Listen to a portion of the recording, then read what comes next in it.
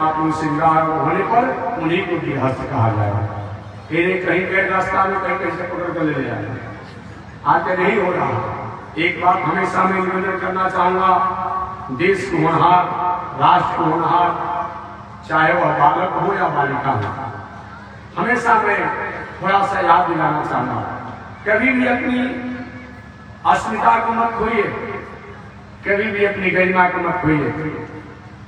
माता पिता परिवार के लोगों ने कर्ज करके, बनकी करके, मजदूरी करके आपको पढ़ा लिखा करके डॉक्टर बनाता है, इंजीनियर बनाता है, बहुत बड़ा आदमी बनाता है, और आप जो ही पढ़ लिख करके बड़े आदमी बनते हैं, चाहे बालक हो या बालिका हो, आप थोड़ी सी माता पिता परिवार की गरिमा को याद रखते हैं, वहीं से अब कॉल नहीं करता है, मिस कॉल कर देता है, पिताजी भाई साहब हम सब ठीक ठाक हो गए हैं, हम लोग की चिंता करने की जरूरत नहीं। एक कोई मतलब होता है?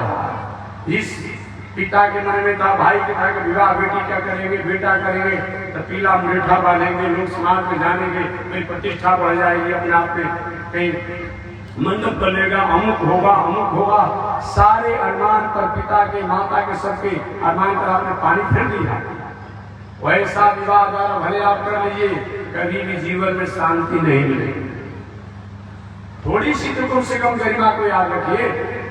जिसने माता पिता ने आपको कहां तक पहुंचा दिया, आप गृहस्थ आश्रम है तो गृहस्थ का मतलब गृहिणी गृह उच्यते, गृहिणी से संपन्न होकर के जो रहता है वही गृहस्थ है। गृहिणी का मतलब गृहस्थ के 6 को सुख बताए गए हैं। कभी कभी मैं निवेदन करते रहता हूँ, एक 6 सुखों से संपन्न अगर स्त्री पुरुष हो सही माने में वो गृहस्थ है, गृहस्थ आश्रम में सुखी है। और नहीं हो तो केवल आप मान लीजिए कि हम गृहस्थ हैं, बाकी शास्त्र से आप गृहस्थ नहीं है। 6 सुख होना चाहिए। अर्थागमोनीत प्रियवादिनी च वश्यश्च पुत्रो अथ करे च विद्या सदजीव लोके सुखानिराजत। प्रथम सुख है अर्थागमो नित्यम रोगिता च, आरोग्य रहना, निरोग रहना, स्वस्थ रहना एक गृहस्थ आश्रम का दूसरा सुख है। रुपया पैसा, घर द्वार, दलान, गाड़ी घोड़ा, नौकर चाकर सब कुछ आपके पास है, लेकिन मुंह में, नाक में सब जगह पाइपें लगा हुआ। डॉक्टर साहब कहते हैं कि देखिए भाई, अगर कहीं 50 ग्राम दाल के पानी से अधिक दाल खाएंगे, 2 रोटी से 4 रोटी कहीं खा लेंगे, चावल कहीं खा लेंगे, अमुक एक रसगुल्ला गुलाब जामुन खा लेंगे तो राम नाम सफल हो जाएगा। ये धन किसके लिए कमा रहे हैं? उन महानुभावों को मैं कभी कभी याद दिलाना चाहूंगा जो अनेक प्रकार के बेईमानी शैतानी कुकर्म करके तुमने इतना धन कमाया, कोठी बनाया, मकान बनाया, दलान बनाया, दुकान बनाया, गाड़ी घोड़ा सब कुछ है। खाने के नाम पर 1 रोटी या 25 ग्राम दाल का पानी, रहने के नाम पर हॉस्पिटल का एक रूम है, उसी में अपने आप एक बेड पर स्ट्रक्चर पर सोए हुए हो। किसके लिए नीति करते हैं? काहे के लिए नीति करते हैं? इस नीति से क्या मिलने वाला है? इसलिए गृहस्थ आश्रम में अर्थागमो, रोज घर में धन संपत्ति का आगमन होना, अर्थागमो नित्यम रोगिता च, और आरोग्य निरोग रहना गृहस्थ आश्रम में, स्वस्थ रहना एक दूसरा सुख है। अर्थागमो नित्यम रोगिता च, तीसरा गृहस्थ का सुख है प्रिया च भार्या, घर में पत्नी स्त्रियां जो होनी चाहिए करक्षा स्वभाव की नहीं होनी चाहिए। करक्षा किसे कहा जाता है? करक्षा किसे कहा जाता है? कर्कश स्वभाव का जो हो उसी को करक्षा कहा जाता है। और घर में कोई आया, अरे सुन रही हो, थोड़ा जल दीजिए ना, प्यास लगा, तुम्हारा हाथ नहीं तुम्हारे अन्य को, यही कर्कश स्वभाव का है। कर्कश स्वभाव के जहां पर ऐसा घर में होगा ना, लक्ष्मी जी कितना भी होगी वहां से नाराज होकर चले जाते हैं। इसे कर्कश स्वभाव नहीं होना चाहिए। तो गृहस्थ आश्रम का 6 सुख में कौन है? अर्थागमो, रोज घर में धन संपत्ति का आगमन होगा। अर्थागमो नित्यम रोगिता च, आरोग्य और निरोग रहना। एक गृहस्थ आश्रम का दूसरा सुख है। प्रिया चौहार्या, पत्नी और सब प्रिय होना चाहिए, केवल देखने में प्रिय, प्रियवाद नीच। चौथा उसका वाणी व्यवहार स्वभाव भी प्रिय होना चाहिए। माताओं का एक नाम, इनको गजगामिनी कहा जाता है, स्त्रियों को गजगामिनी कहा जाता है, माताओं को चंद्रमुखी कहा जाता है, माताओं को कमल नयनी कहा जाता है। ऐसा कैसे? गजगामिनी बताकर माताओं को बताया गया है कि जैसे हाथी हो या हथनी हो, उनके गले में अगर घंटी न बंधा जाए और कहीं आपके बगल से गुजर जाए, आपको पता ही नहीं चलेगा कि हाथी कब निकलेंगे।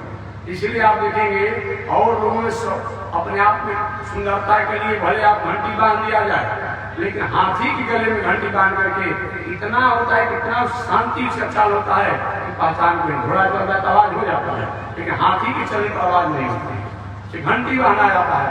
माताओं को गजगामिनी होना चाहिए। अब ये नहीं कि अपने आप में आज तो भाई हमारा हम किसी पर कमेंट नहीं करते हैं। माताओं की संस्कृति गजगामिनी बताया गया है। उनका चाल चलन रहन सहन उठन बैठन जो हो एक ऐसा हो कि लोग कोई अपने आप में देखे तो आश्चर्य करे। पहले के जमाने में मैं हमेशा अपनी बूढ़ी माताओं को प्रणाम भी करता हूँ और इनके प्रति आदर की भावना रखता हूँ। कितनी इनकी बड़ी संस्कृति है। आंख से कुछ दिखाई नहीं पड़ता है, कान से सुनाई नहीं पड़ता है, शरीर थक गया है, चला नहीं जाता है, लेकिन कभी भी वस्त्रों की मर्यादा उनकी देखिए कितना अच्छा है। देखने से बड़ा पड़ता है कि शिष्ट कोई माता है। आज के जमाना में नया नया लड़का जो है, अब समझिए हमारा बताना नहीं है कि ठेवना भी कपड़ा फाड़ लिया है तो यहाँ फाड़ लिया है तो वहाँ फाड़ पाए कि कहीं बन के घर आया है कहीं से। फिर क्या मतलब होता था? एक बार मैंने पूछा था, कह रहे भाई ऐसा क्यों कपड़ा पहनते हो? अब यहाँ पर कांके नया जमाना और बिगड़ गया। अभी तो ऐसा ऐसा चल रहा है कि मत पूछिए कि भाई ये क्या कर रहे हो कि ठेवना भेड़ी तो कभी यहाँ भेड़ी तो यहाँ के भेड़ी सब कपड़ा फटा हुआ। महाराज जी एडवांस की यही पहचान है, धन है एडवांस युग में जीने वाले लोग, उनकी पहचान। क्या एडवांस बनोगे? तुमसे एडवांस से पशु एक जगह लगते रहता है, तो एडवांस से कमजोर हो गया तुम तो कुछ कपड़ा पहनते हो, यही एडवांस की पहचान है?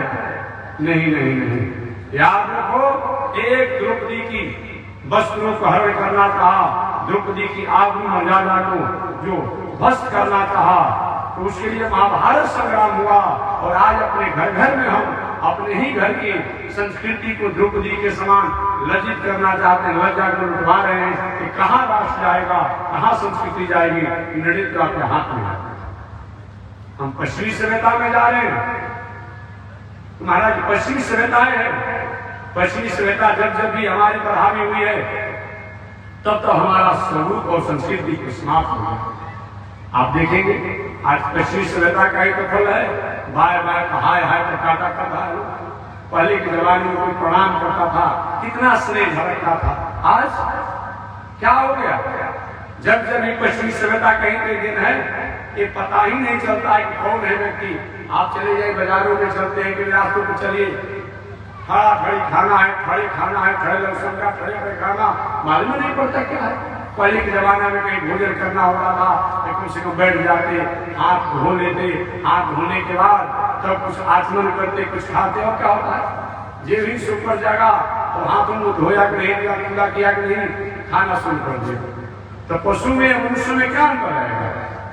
मनुष्य और पशु में यही अंतर है कि हमारे में नीति है, हमारे में नैतिकता है, हमारे में संस्कृति है, हमारे में संस्कार है, हमारे में सभ्यता है, हमारी मर्यादा है। अरे हमारे में नहीं रहेगी तो हमारे और पशु में क्या अंतर है? कोई अंतर नहीं है। इसीलिए चाहे कुछ भी हो, कितना भी दुनिया ओवर फास्ट हो जाए, अपने आप में ओवर एडवांस हो जाए, कभी भी अपनी संस्कृति, अपने संस्कार, अपनी सभ्यता को त्याग मत करो। एक बार मैं गया था पुष्कर राज में, जाने को 2-4 बार गया। एक बात बहुत अच्छा निकला, मैंने वहां देखा। अब क्या हो गया समझ में नहीं आता।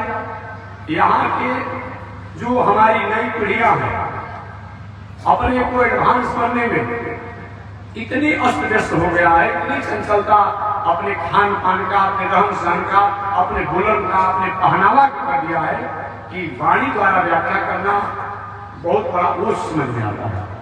मैं गया था पुष्कराज में, जबकि वो अभी भाई बहुत बड़ा पर्यटक जगह है, तो मैंने देखा वहां पर कुछ विदेशी महिलाएं आई थी, कुछ विदेशी पुरुष लोग थे, कुछ विदेशी बालक थे।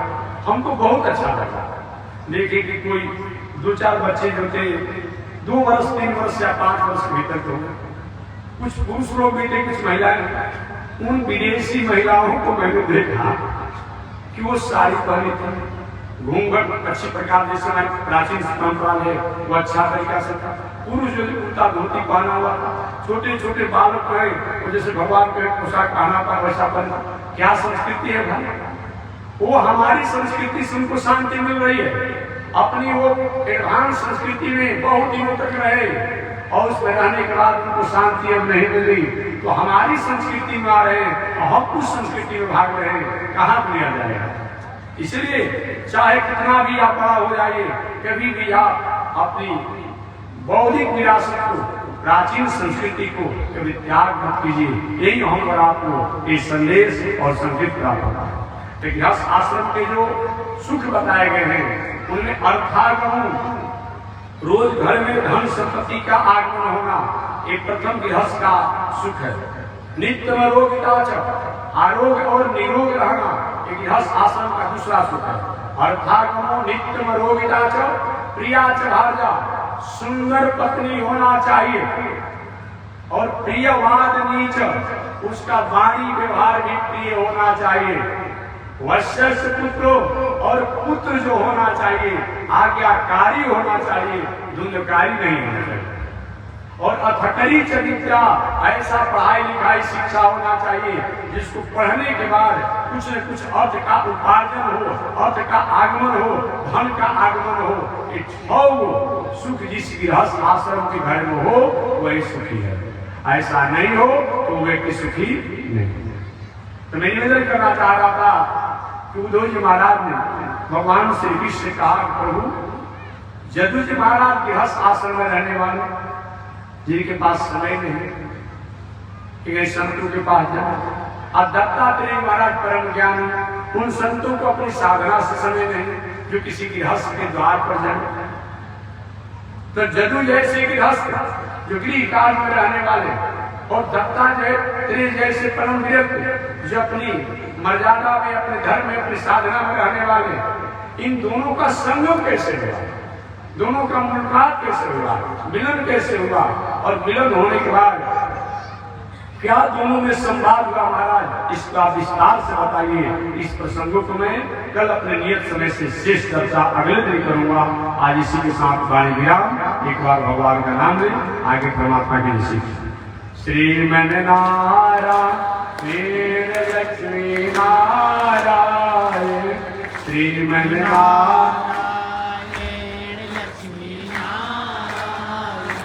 श्रीमन नारायण नारायण नारायण, श्रीमन नारायण नारायण। आग लगी आकाश में बरसन लगे अंगारो, आग आकाश में बरसन लगे। संत नहीं होते जग में तो जलमल का संसार हो, संत होते जग में तो जलमल का संसार। श्रीमन नारायण नारायण नारायण, श्रीमन नारायण नारायण नारायण, लक्ष्मी नारायण नारायण नारायण, लक्ष्मी नारायण नारायण नारायण। बोलिए श्री लक्ष्मी नारायण भगवान की, भाष्यकार भगवान रामानुजाचार्य स्वामी महाराज की, श्री पटवार वेंकटाचार्य स्वामी महाराज की, विश्ववंदनाचार्य श्री त्रिदंडी स्वामी जी महाराज की, पावन धाम की, पावन धाम की, पावन स्थल की, पावन महोत्सव की। जय जय श्री सीताराम। जय जय श्री राधेश्याम, जय जय श्री श्रीमन्नारायण, जय जय श्री भास्कर, जय जय श्री रामानुजाचार्य, जय जय श्री रजनीश स्वामी महाराज। हरि ओम। शांति ही शांति ही शांति। और ठीक वृंदावन की पावन भूमि से चलकर आए हुए जगत गुरु रामानुजाचार्य स्वामी चतुर्भुज महाराज द्वारा आप लगभग 7:30 बजे से 9 बजे तक कथा को श्रवण करेंगे। 9 बजे से 10 बजे तक काशी की पावन भूमि से चलकर आए हुए जगत गुरु रामानुजाचार्य स्वामी मुक्ति नारायण जी द्वारा कथा श्रवण करेंगे। चलिए आप ही का दर्शन कीजिए।